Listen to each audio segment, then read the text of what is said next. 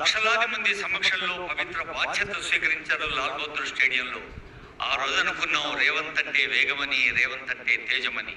అలాంటి రేవంతుడు భాస్వంతుడు, సామాన్య జనసేవ ధీమంతుడు, ప్రజాభిమాన శ్రీమంతుడు అన్నది సీఎం గారి సందేశం.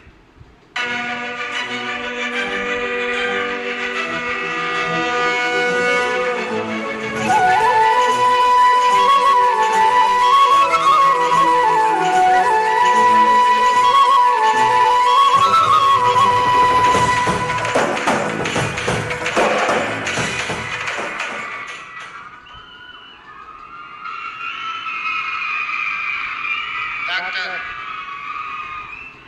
మర్రి Chennareddy, Telangana institute of medical sciences super speciality hospital ప్రారంభోత్సవ కార్యక్రమానికి నాతో పాటు ముఖ్య అతిథులుగా ఉప ముఖ్యమంత్రి వర్యులు మిత్రులు పట్టి విక్రమార్క గారిని, ఈనాడు ఈ కార్యక్రమానికి సభాధ్యక్షత వహిస్తున్న సోదరులు మెడికల్ అండ్ హెల్త్ మినిస్టర్ మిత్రులు దామోదర్ రాజనరసింహ గారు, అదేవిధంగా ఈ నిర్మాణ బాధ్యతలు నిర్వహించిన రోడ్ల భవనాల శాఖ మంత్రివర్యులు మిత్రులు కోమటిరెడ్డి వెంకటరెడ్డి గారు, హైదరాబాద్ ఇన్ఛార్జ్ నగర మంత్రివర్యులు మిత్రులు పొన్నం ప్రభాకర్ గారు, స్థానిక శాసనసభ్యులు నవీన్ యాదవ్ గారు, రాజ్యసభ సభ్యులు యువమిత్రులు అనిల్ కుమార్ యాదవ్ గారు, కంటోన్మెంట్ శాసనసభ్యులు మిత్రులు శ్రీ గణేష్ గారు, అదేవిధంగా శాసనసభ్యులు మీర్ జుల్ఫికర్ అలీ గారు, అదేవిధంగా శాసనసభ్యులు డాక్టర్ రాజేష్ రెడ్డి గారు, అదేవిధంగా శాసన మండలి సభ్యులు పెద్దలు ప్రొఫెసర్ కోదండరామ్ గారు, అదేవిధంగా శాసన మండలి సభ్యులు మిత్రులు పల్మూర్ వెంకట్ గారు, మరో శాసన మండలి సభ్యులు మిర్జా రహమద్ బేగ్ గారు, అదేవిధంగా మాజీ శాసనసభ్యులు మిత్రులు సంపత్ కుమార్ గారు, మాజీ శాసన మండలి సభ్యులు రాములు నాయక్ గారు, అదేవిధంగా స్థానిక నాయకులు బాబా ఫషుద్దీన్ గారు, అదేవిధంగా మరో స్థానిక నాయకులు సిఎన్ రెడ్డి గారు, ఇతర ప్రజాప్రతినిధులు, పార్టీ ప్రతినిధులు, ప్రభుత్వ అధికారులు, టిమ్స్ వైద్య సిబ్బంది, నిమ్స్కు సంబంధించిన సిబ్బంది అందరూ ఈ కార్యక్రమంలో పాల్గొని తెలంగాణ రాష్ట్రానికి మరొక ఆణిముత్యాన్ని ఈరోజు అంకితం చేస్తున్నందుకు ఇందులో అహర్నిశలు కృషి చేసిన సిబ్బందికి అందరికీ మనస్ఫూర్తిగా అభినందనలు తెలియజేస్తున్నా.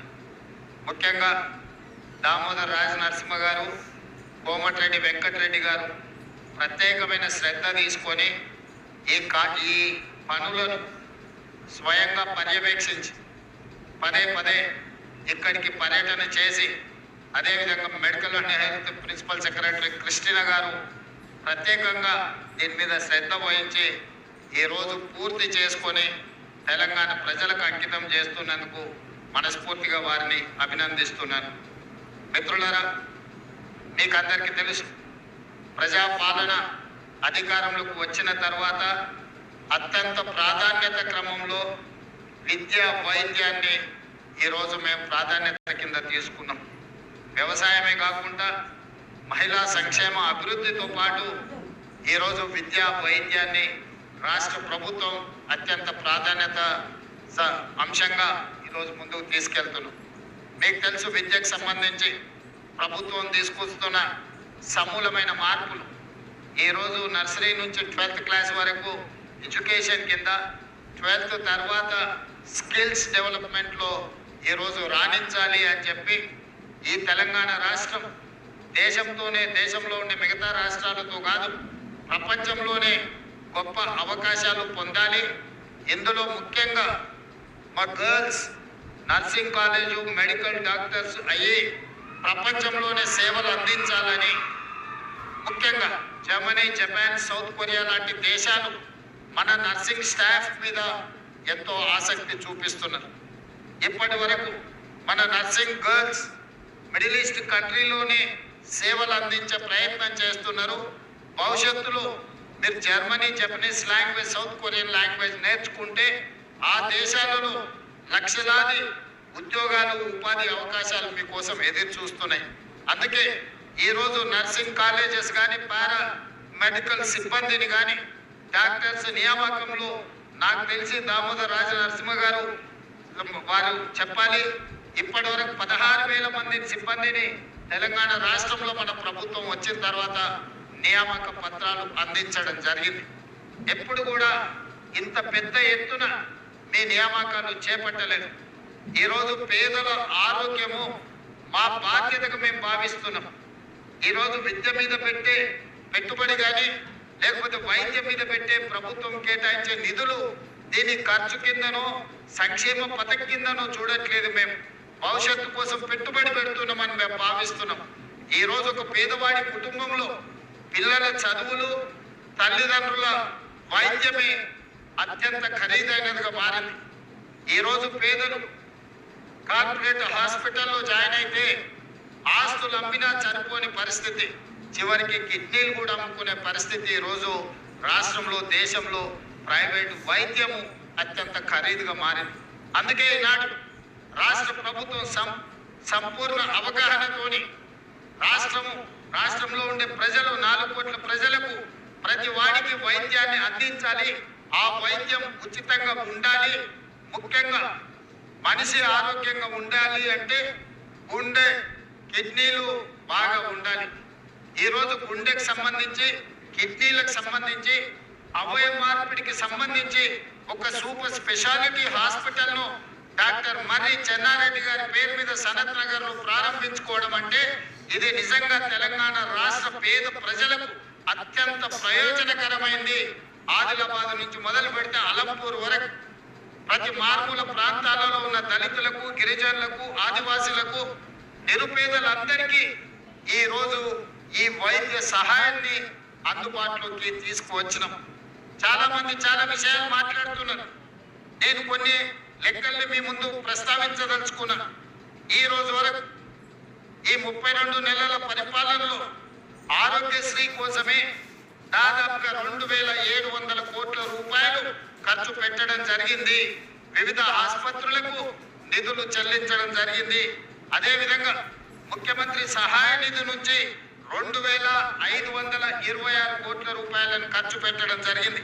కేవలం ఈ 2 పథకాలలోనే వైద్య ఆరోగ్య శాఖ పర్యవేక్షణలో 5,226 కోట్ల రూపాయలు దేశంలో పేదల కోసం ఈ స్థాయిలో నిధులు ఏ ప్రభుత్వము కేటాయించలేదు, ఖర్చు పెట్టలేదు.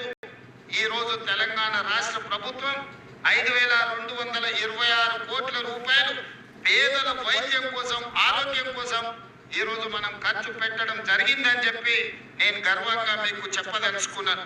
అదేవిధంగా శాఖ నిర్వహణ కోసం దాదాపుగా ఇప్పటి వరకు తెలంగాణ రాష్ట్ర ప్రభుత్వం ప్రతి సంవత్సరం యావరేజ్ గా మెడికల్ అండ్ హెల్త్ డిపార్ట్మెంట్ కి 13,000 కోట్ల రూపాయలు బడ్జెట్ లో కేటాయిస్తే ఇప్పటి వరకు తెలంగాణ రాష్ట్ర ప్రభుత్వం ఏర్పడిన తర్వాత, ప్రజాపాలన వచ్చిన తర్వాత 21,800 కోట్ల రూపాయలు దాదాపుగా ఈ శాఖలో మనం నిధులను ఖర్చు పెట్టడం జరిగింది.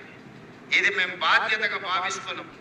ప్రజలు మా మీద పెట్టుకున్న నమ్మకానికి, విశ్వాసానికి ప్రతీకగా నిరంతరం మేము పరితపిస్తూ నిరంతరం జాగ్రత్తగా రూపాయి కూడబెట్టి ఈ రోజు పేదల వైద్యానికి ఈ రోజు ఈ నిధులను అందుబాటులోకి తీసుకొచ్చినాం.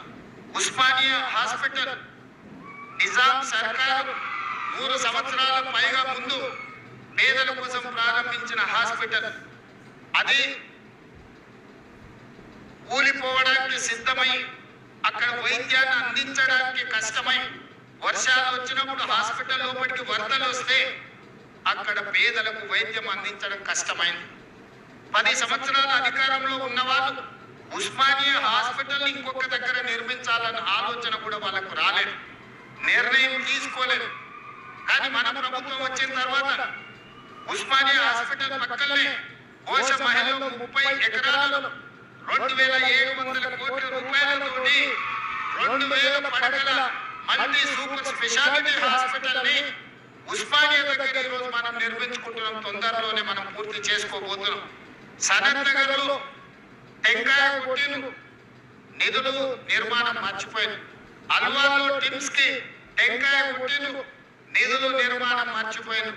ఎల్బీ నగర్ లో టిమ్స్ హాస్పిటల్ కి టెంకాయ కొట్టిండ్రు, నిధులు నిర్మాణం మర్చిపోయింది. వరంగల్లో కూడా పెద్ద హాస్పిటల్ కట్టమని ఉన్నదాన్ని నిర్వీర్యం చేసి కొత్త నిర్మాణం కోసం ఉపన్యాసాలు ఇచ్చి అది కూడా మర్చిపోయింది. అందుకే మన ప్రభుత్వం వచ్చిన తర్వాత అత్యంత ప్రాధాన్యతలో భాగంగా ఉస్మానియా హాస్పిటల్, సనత్ నగర్ టిమ్స్ ని, అల్వాల్ టిమ్స్ ని, ఎల్బీ నగర్ టిమ్స్ ని, వరంగల్లో ఉండే హాస్పిటల్ ని ఈ రోజు అత్యంత ప్రాధాన్యతతో నిధులు కేటాయించి నిర్మాణాలు వేగంగా పూర్తి చేస్తున్నాం. ఇవన్నీ హాస్పిటల్ పూర్తయితే 10,000 పడకల ఆసుపత్రులు ఈ రోజు తెలంగాణలో పేదలకు అందుబాటులోకి వస్తాయి. తద్వారా పేదలకు విశ్వాసాన్ని, ఒకనాడు జానపదాలలో పాడుకునే వాళ్ళు తెలంగాణ మారుమూల పల్లెలు నేను రాజబెట్టు సర్కారు దావకానకి అని. ఎందుకంటే 100 బాధలు ఒక్క పదంలో, ఒక్క జానపదంలో ఆనాడు చెప్పుకోవడం జరిగింది.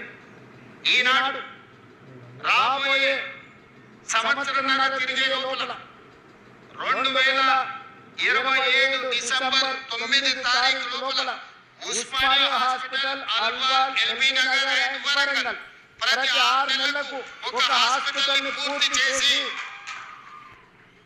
ఏ కార్పొరేట్ హాస్పిటల్ కూడా మన ప్రభుత్వ హాస్పిటళ్లతో పోటీ పడలేని విధంగా తీర్చిదిద్ది ఒక్కొక్క హాస్పిటల్ ఒక్కొక్క డైరెక్టర్ నియమించి ఆ డైరెక్టర్ పర్యవేక్షణలో ఈ రోజు నిమ్స్ అందిస్తున్న సేవలకు పోటీగా ఈ రోజు ప్రపంచంలోనే నిమ్స్ హాస్పిటల్ కి ఎయిమ్స్ తో పోటీ పడి సేవలు అందిస్తున్న గుర్తింపు ఉన్నది.